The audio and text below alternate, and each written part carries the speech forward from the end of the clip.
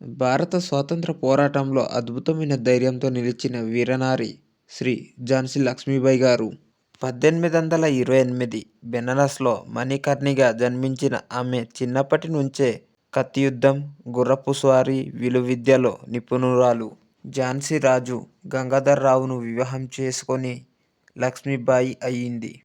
British వారు doctrine of loss పేరుతో రాజ్యాన్ని హరించడానికి ప్రయత్నించగా రాణి ధైర్యంగా ప్రకటించింది, ఝాన్సీ మా సొంతం, దాన్ని వదలము. 1857లో స్వాతంత్ర సమయం ప్రారంభమైనప్పుడు రాణి తన సైన్యంతో శత్రువులను ఎదుర్కొంది. గుర్రం బడల్పై ఎక్కి యుద్ధరంగంలో ఆమె చేసిన పోరాటం చరిత్రలో చిరస్థాయిగా నిలిచింది. 1858లో చివరి యుద్ధంలో అమరమై స్త్రీ శక్తి, దేశభక్తి నిత్య చిహ్నంగా నిలిచింది.